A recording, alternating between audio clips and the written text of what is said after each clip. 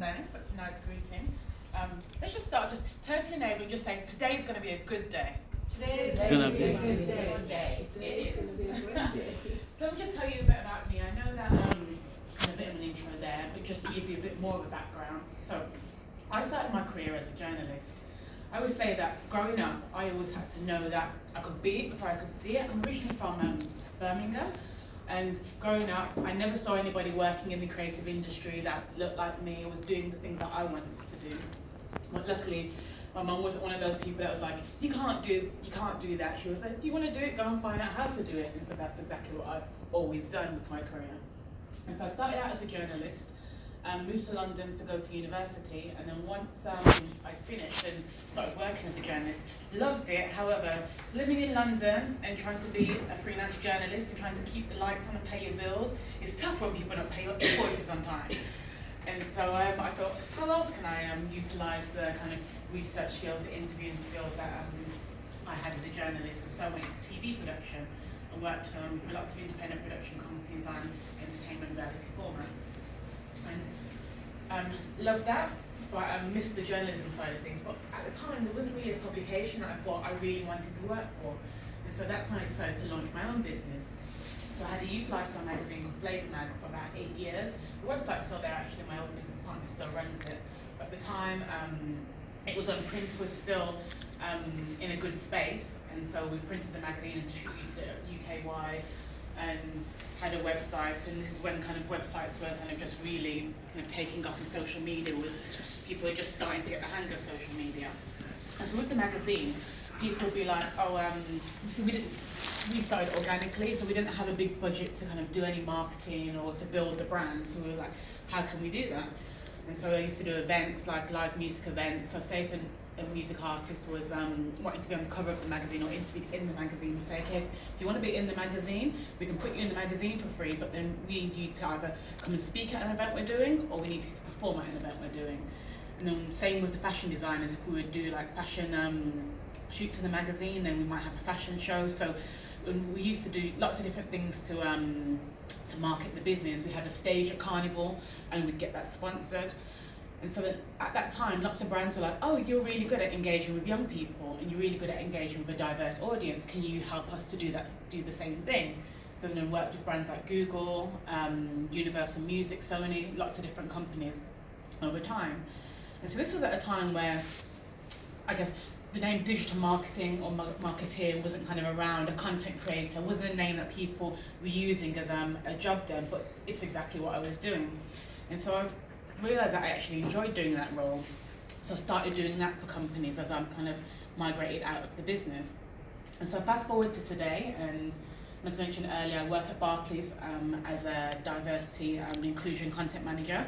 So that basically means, like, when you think of diversity inclusion, diversity is basically, I guess, having a seat at the table regardless of your race, disability, background, whatever. And inclusion is basically having a voice when you get to that table and having that voice heard. So that's what I help do at Barclays. So that's my day job, although I'm on maternity leave at the moment because I have a 4-month-old baby girl. And outside of that, I have another business called the Black Magic Awards, which is a celebration of phenomenal British black talent. So it's an awards ceremony that's held every year. So the next one's on the 7th of October at the Criterion Theatre in Piccadilly. And I do that with my business partner, who's a comedian called Kojo Nim. So if you watch Britain's Got Talent, you probably saw him on it. So that's who my business partner is with that. So that's a bit about me, and you can find out more at my website, annikaallen.com. So, social media. So today we're going to be talking about kind of how you can kind of brand yourself, market yourself on social media, and in business or in the workplace. I mean, do you have your own business? Put your hand up if you have your own business. Cool. Well, you developing a business, great. And so put your hands up if you work for a company. Okay. And anything else? Just starting out.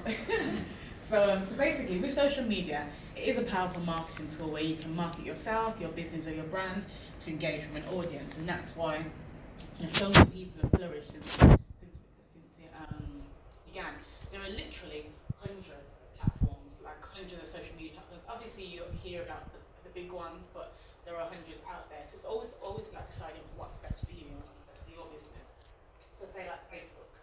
Facebook is really good for kind of building brand loyalty, kind of expressing feelings, opinions, etc.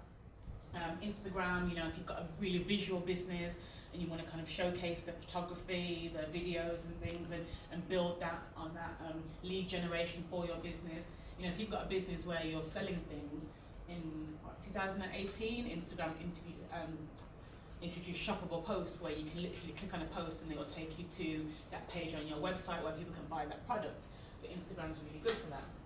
Twitter, you know, if you're the kind of company where you got news or articles or you've got good opinions on a particular area of your business, then it's great for kind of conversations and things. So that's what is good for LinkedIn. LinkedIn, obviously, for business professionals, it's very good for business development, and again, thought leadership. You can kind of use LinkedIn kind of promote articles and things about your business. And there are lots of other platforms as well, like YouTube. YouTube's great for like how-to videos and things. Obviously, you can watch anything on YouTube, but primarily started for if you want to find out something. I don't know, like the other day, my mobile phone wasn't working. I was like, how to fix my Samsung phone, and so that's how kind of why YouTube got quite popular, and that's good for brand awareness as well. YouTube, Snapchat.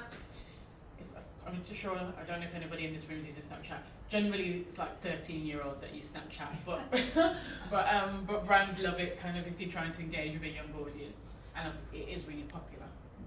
So let's think about brand versus personal brand. So this when you're talking about your brand initially, it's like, you know, the term, the design, the symbol, your logo, etc. They're all things that are just general things to do with your brand. Your personal brand is, you know, is your way of establishing and consistently reinforcing who you are and what you do in your career and your general life. And so today's about thinking about how can you build on that? How can you reinforce that message to people? So I'm going to kind of just give you a few hints and tips on how to do that. So, how can you find your brand voice? So when I say your voice is kind of the way of you. It's how you describe your personality. You know, is your brand, is it lively? Is it professional? Is it cynical? Is it, you know, think about the ways you want to engage with people online. So say like Nando's, for example, as a brand, when they're on Twitter, they're very kind of cheeky and fun on there. So I remember somebody once tweeted and said, I never paid for a drink at Nando's. I always just get a water glass and then go and fill up my drink with soda. And so then the person at Nando's replied, cheapskate, kind of thing and stuff. And so it does cheeky things like that because that's part of their brand and things they want to try and engage young people and get them talking about them that way. And so your tone is the way you do it. So like I said, they're fun, they're lively.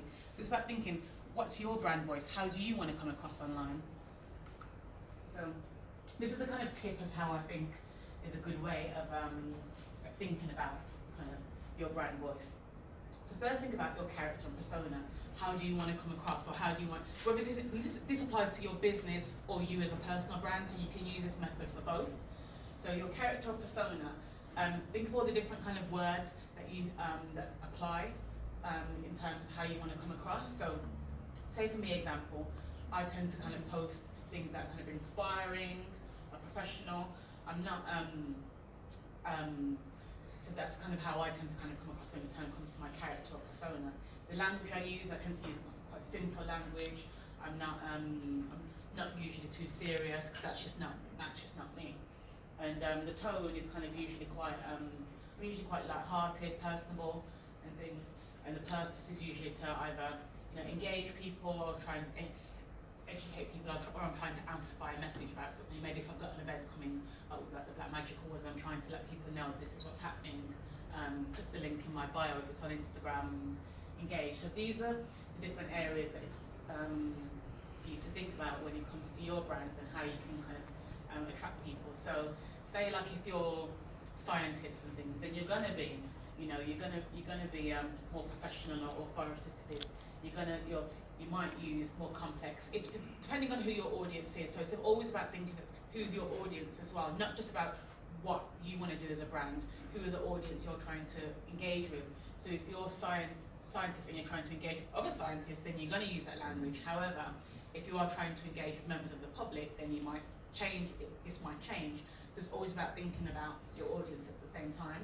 So so this presentation, I'm happy for it to get sent to you as well, if you want to kind of look at that later on down the line and things to kind of think about your brand and where you're going. So basically, once you decide this, and I would say that don't feel like you have to have loads. You could just kind of have maybe like 4 words in each section, because sometimes too much can kind of be a bit overload you and also make you think of, I've got to do too much online. Just keep it I would say keep it simple, keep it short and simple with these things. And so that way when you're using any social media channel and you're posting something, think about actually, does it fit in terms of the words that I've said? So it's like, I've got friends on social media that they might post funny videos and things. I think I'm kind of funny, but I don't necessarily post funny videos online, because that's just not me. I'll watch them on other people's pages, or I'll watch them on my WhatsApp or share them privately on WhatsApp, but I don't post them publicly, say on my social media. I'll post more like inspiring content and things. And you've got some friends that will share, I don't know, really horrible videos of maybe like, I don't know, people fighting or something. Or it's about thinking about actually how is that making you come across online when you're posting these things personally, and if it's professionally, then you definitely kind of wouldn't post those things as well. So it's about thinking about, does what you're posting fit the language you're using when you decide kind of what your voice is like on social media. So, and then sticking to it. So as I said, sticking to your divide persona is important, and remaining consistent with that, so that people start to understand who you are as a person or who you are as a brand. And so then thinking about your brand values. So your tone and your personality links to your brand values, and the things you post and the things you share online also links to that as well. They represent your personality, your morals, the principles that guide your company. And so that's why I say, when you're thinking about things you share, if it doesn't fit, then don't post it, or delete it straight away if you do. So, and an example of this I thought would be good is Ben and Jerry's. So I don't know, did any of you ever see when Ben and Jerry's supported Black Lives Matter? No. So in 2016, Ben and Jerry's posted their support to the Black Lives Matter movement. And so they posted this saying, choosing to be silent in the face of such injustice is not an option. And they did an article on their website stating why they're supporting this movement. And so Ben and Jerry's as a company, they've always been very big when it comes to kind of supporting social injustices, or kind of supporting activism and movements and things. So they launched Ben and Jerry's ice cream when it came to I think LGBT rights. They've supported lots of different initiatives over the year, Occupy Wall Street, marriage equality. So they're not shy when it comes to having to support the causes that maybe not all people are behind. But as a company, they did that, and they got a lot of stick from some people, but then also a lot of support from others. So again, as a company, they've made that decision. Their CEO and their company have made that decision that actually we want to do this, and regardless of how it affects us as a company, but it didn't affect them. They didn't lose any. People were like, we're not gonna buy any Ben and Jerry's ice cream anymore, and they were responding back to people with the reasons as to why they're doing it, and trying to have that conversation with people online, whether it was on Twitter or whether it was on Facebook. So again, it's just about knowing the kind of things that you as a brand, whether it's your company or yourself, will support. So there's things, again, that I'll see online that I think, oh, that's a great initiative, but I might not necessarily retweet it or repost it because it's not something that I would personally support publicly and things. So it's about thinking about that. And so that's kind of like personally in your business and things, but also it's about thinking about you in the workplace as well. So put your hand up if you said you work for a company. Yeah. So say at Barclays, I find that if nobody knows the work you do, then you're not going to get any of the recognition for it. You're not going to get any accolades, none of the promotions that you want, because nobody knows what you're doing. So it's about internal PR is just as important as external PR if you're working for a company. And so whether that's via social media or things that you can do internally to build your brand. Think about if you're in a meeting and you walk into a conference room, how do you want people to react when you walk in? What do the things you want people to think about or say about you? And because that's what you want to start to establish.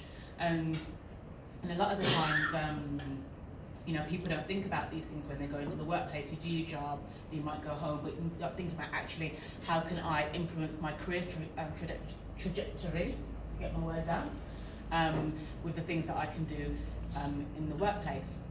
So there are a few things you can do. Offline, there are things that, simple things you can do. When you're in a meeting, make sure you ask a question or say something just so that your voice has been heard within that meeting. Network outside your initial team. So you might have a team, or you might not have a team at work, but either way, even the people that you sit next to, if there are other people in the office, network with them outside of that, just so that you're starting to build those relationships as well. Because particularly with bigger organisations, because if you're in a small organisation, it's a bit different. But if you're in a big organisation, then I find that networking is very helpful, but then also sponsorship, so kind of developing that relationship with somebody in there that sponsors you in terms of, and when I say sponsorship, a sponsor is someone that's kind of like your internal cheerleader that will, when you're not in the room, they're going to advocate for you. If there's a project coming up, they'll be like, actually, put Annika on that project. You're not in the room, but they're going to support you, they're going to be your cheerleader. And so having someone that can kind of sponsor you, and if there's a job opportunity, a promotion opportunity, they're like, Annika should go have that, because that person, you built that relationship with that person, they know you well enough to know that actually they want to support you and support your career. And also internally, think about, you know, do you get like regular newsletters from your company if they've got internal communications? Do they have an intranet? If they do, is there any way you can get featured on the intranet? It's about thinking about all these channels and touch points as to how people can hear about you and what you're doing. Externally, there's lots of things that you can be doing online to promote yourself as well. There's things that